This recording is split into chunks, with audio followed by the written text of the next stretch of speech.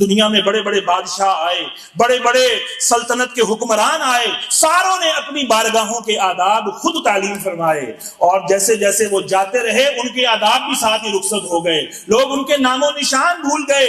لیکن ایک بادشاہ اللہ نے دنیا میں ایسا بھیجا جس کو اللہ نے اپنا محبوب بنایا۔ اس بادشاہ کی بارگاہ کے آداب انہوں نے خود نہیں وضع کیے، اللہ رب العالمین نے وضع فرمائے کہ میرے محبوب صلی اللہ علیہ وآلہ وسلم کی بارگاہ میں تم نے آواز اونچی نہیں کرنی، آواز اونچی کرو گے زندگی بھر کے اعمال برباد ہو جائیں گے۔ بتائیے اللہ نے اپنے رسول کا کتنا مقام رکھا ہے، کتنی تعظیم سے نوازا ہے، کتنی شان عطا فرمائی ہے کہ دیکھیے آواز اگر اونچی ہو جائے بات کرتے ہوئے قصدن نہ ہو تو اس میں حرج کیا ہے؟ دیکھنے میں اگر دیکھا جائے تو اس میں حرج کیا ہے؟ اور یہ جو آیت نازل ہوئی اس کا شان نزول بھی کیا ہے؟ وہ صحابی رضی اللہ تعالیٰ عنہ ان کو اونچا سننے کا عارضہ تھا، ثقل سماعت تھا، تو جو اونچا سنتے ہیں وہ بولنے میں اونچا بولتے ہیں، انہیں نہیں پتا چلتا کہ ہم اونچا بول رہے ہیں۔ تو یہ عارضہ کس کی طرف سے تھا؟ اللہ کی طرف سے، اور وہ اونچا بول رہے ہیں، اللہ کو یہ بھی پسند نہیں آیا۔ اللہ رب العالمین نے جب یہ آیت نازل فرمائی کہ اپنی آوازوں کو میرے نبی کی آواز سے پست رکھنا ہے، ان صحابی کو جب بتایا گیا انہوں نے سرکار کی بارگاہ میں آنے سے پرہیز کرنا شروع کر دیا اور گھر بیٹھے رہے۔ سرکار نے چند دن دیکھا کہ حضرت زید جو ہے وہ نظر نہیں آ رہے، سعد بن شماس یا اس طرح سے نام ہے صحابی کا کہ وہ قیس بن شماس، تو وہ نظر نہیں آ رہے، تو پوچھا کہ صحابہ وہ کدھر ہیں؟ جب ان کا پتہ معلوم کیا گیا تو وہ کہنے لگے کہ میں تو جہنمی ہو گیا، میں تو جہنمی ہو گیا۔ ان سے پوچھا کیوں؟ کہنے لگے میری آواز رسول اللہ کی آواز سے اونچی ہو جاتی ہے۔ سرکار کو آ کے بتایا، سرکار علیہ الصلوۃ والسلام نے انہیں بلوایا، انہوں نے فرمایا تو جہنمی نہیں، تو جنتی ہے۔ حضور نے ان کے جنتی ہونے کی بشارت بھی دی، حضور ان کا انجام بھی جانتے تھے، علم غیب رکھتے تھے، اور جنتی ہونے کی بشارت بھی دی، اور یہ بشارت وہی دے سکتا ہے کہ خود مالک جنت ہو، ورنہ کون کہیں کا پاس بانٹ سکتا ہے کہ یہ پاس لے لو اور وہاں آ جانا، یا یہ تمہیں الاٹ کرتا ہوں اور تم لے لینا۔ یہ وہی ہو سکتا ہے جسے اللہ نے اپنی کائنات کا مالک بنایا ہو، اپنی جو ہے ساری سلطنت کا جسے مالک بنایا ہو، یہ وہی ایسا کر سکتا ہے۔ تو اللہ نے اونچی آواز کرنا گوارا نہیں کیا۔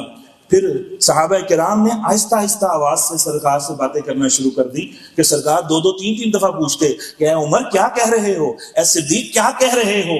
پھر اللہ رب العالمین کو صحابہ کرام کی یہ ادا اتنی پسند آئی، اللہ نے ایک اور آیت نازل فرما دی کہ بے شک وہ لوگ جو میرے نبی کی بارگاہ میں اپنی آوازوں کو پست رکھتے ہیں، اللہ نے ان کے دلوں میں ایمان کو راسخ فرما دیا ہے۔ اللہ رب العالمین ان کی بھی تعریفیں کر رہا ہے، یہ اللہ آداب بتا رہا ہے۔ جس نبی کی آواز سے آواز اونچی کرنا اللہ کو گوارا نہیں ہے، اس نبی کے بارے میں آج میڈیا پر بیٹھ کر ان کو دجال کہا جا رہا ہے، معاذ اللہ ثم معاذ اللہ، اور اس کا جو ہے وہ منسوب جو ہے کسی اور مذہب کی طرف کیا جا رہا ہے، اور دل سے اپنا کوڑ نکال کر پیش کیا جا رہا ہے۔ یہ کون سی توحید ہے؟ یہ شیطانی توحید ہے۔ شیطان نے یہ کہا تھا کہ توحید بیان کریں تو نبیوں کی توہین ہو جاتی ہے۔ یہ کون سی توحید نہیں، یہ ابلیسی توحید ہے، شیطانی توحید ہے۔ کس نے یہ کہا ہے کہ توحید بیان ہو تو جناب انبیاء کی توہین تو ہوتی ہے؟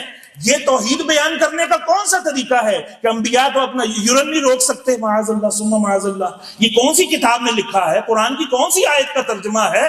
قرآن سے تو ہمیں کچھ اور پتہ چلتا ہے کہ جو گستاخیاں کریں، توہینیں کریں، بے ادبیاں کریں، ان کے جواب اللہ رب العالمین ارشاد فرماتا ہے۔ کسی نے حضور کو مجنون کہہ دیا، ولید بن مغیرہ نے مجنون کہہ دیا، ایک لفظ بولا کہ یہ مجنون ہے، اللہ رب العالمین نے حضور کو جواب نہیں دینے دیا۔ حضور صلی اللہ علیہ وسلم تھوڑے پریشان ہوئے، اللہ رب العالمین نے آیات نازل فرمائیں، نون والقلم وما یسطرون، اے محبوب قلم کی قسم اور اس کے لکھے کی قسم، آپ کا رب فرما رہا ہے کہ آپ بالکل مجنون نہیں ہیں۔ وَإِنَّ لَكَ لَأَجْرًا غَيْرَ مَمْنُونٍ، آپ کو تو اللہ نے بے پناہ اجر و ثواب عطا کیا ہے، آپ کو اللہ نے ایسا اجر عطا کیا ہے جس کی انتہا ہی کوئی نہیں ہے۔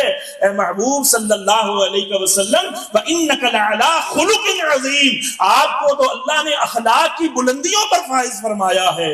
اللہ کیا تعلیم فرما رہا ہے کہ کوئی میرے نبی کی بے ادبی کرے تو جواب میں اپنے محبوب کی تعریفیں بیان کرنی ہے، تعریفیں بیان کرنی ہے۔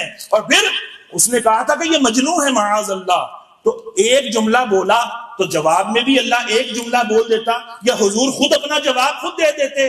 حضور کا اللہ کی بارگاہ میں کوئی مقام ہے یا نہیں ہے؟ بد مذہبوں منکروں کا عقیدہ ہے کوئی نبی ہو، کوئی پیر ہو، کوئی پیغمبر ہو، اللہ کی بارگاہ میں اس کی عزت چمار سے بھی بدتر ہے، معاذ اللہ ثم معاذ اللہ۔ یہ دیکھیے، یہ تعظیم بیان کرنے، توحید بیان کرنے کا یہ طریقہ ہے کہ اللہ کی توحید بیان کرتے ہو، کرنی ہو تو کہا جائے کہ سارے نبی جو ہیں وہ معاذ اللہ چمار سے ذلیل تر ہیں، معاذ اللہ ثم معاذ اللہ، اور لوگ ان کو لائک کر رہے ہیں، فالو کر رہے ہیں، سبسکرائب کر رہے ہیں، اور ان کی ویورشپ بڑھا کر اپنا ایمان کا کباڑہ نکال رہے ہیں، جنازے نکال رہے ہیں اپنے ایمان کے۔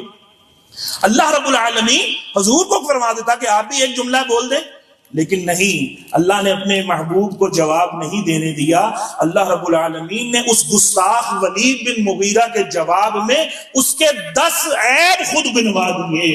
یہ جھوٹا ہے، یہ مکار ہے، یہ ذلیل ہے، یہ خوار ہے، یہ طعنہ باز ہے، یہ جھوٹی قسمیں اٹھانے والا ہے، یہ چغل خور ہے، یہ مناع للخیر ہے، یہ نیکی کے کاموں سے روکنے والا ہے، یہ چغلیاں کھانے والا ہے، یہ بڑا ہی سخت دل کا مالک ہے، یہ بڑا پرلے درجے کا یہ گناہ گار ہے۔ اللہ نے اس کے 10 عیب گنوائے، اور 10واں عیب کون سا گنوایا؟ اللہ نے فرمایا کہ یہ حلال کا نہیں ہے، اس کی اصل میں خطا ہے۔ عُتُلٍّ بَعْدَ ذَلِكَ الزَّنِيمِ سَنَسِمُهُ عَلَى الْخُرْطُومِ، ان قریب اس کی سور جیسی تھوتنی کے اوپر ہم داغ ڈال دیں گے۔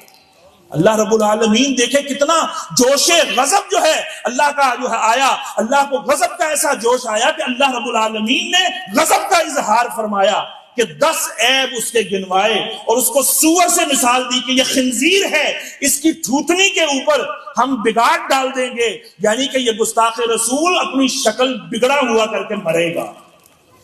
اب وہ ولید بن مغیرہ وہ پریشان ہو گیا کہ یہ یہ جو عیب ہیں یہ تو میرے اندر ہیں ہی ہیں، یہ جو 10ویں بات کہی ہے کہ میں حلال کا نہیں ہوں، اس سے وہ تل ملا اٹھا اور فوراً بھاگا گیا اپنی ماں کے پاس اور کہنے لگا کہ مسلمانوں کے نبی جو کبھی جھوٹ نہیں بولتے، جو صادق اور امین ہیں، انہوں نے میرے یہ عیب بتائے ہیں، اور یہ سارے مجھے پتا ہے میرے اندر یہ خوبیاں ہیں، یہ جو خوبیاں ہیں نا جو بدبختی والی، یہ ساری میرے اندر ہیں، یہ رذیل جو اوصاف ہیں میرے اندر ہیں، لیکن یہ جو 10ویں بات انہوں نے کہی ہے کہ تو حلالی نہیں ہے، اس کے بارے میں تو بتا۔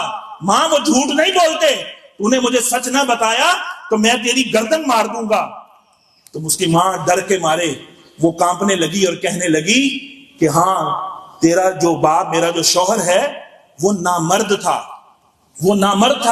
اور اس کی اتنی ساری دولت تھی، مجھے خوف ہوا کہ اگر کوئی وارث پیدا نہ ہوا تو یہ دولت کوئی اور لے جائے گا، تو میں نے ایک چرواہے سے بدکاری کروائی، اور جس کے نتیجے میں تو جو ہے وہ جنم لیا، تو پیدا ہوا ہے۔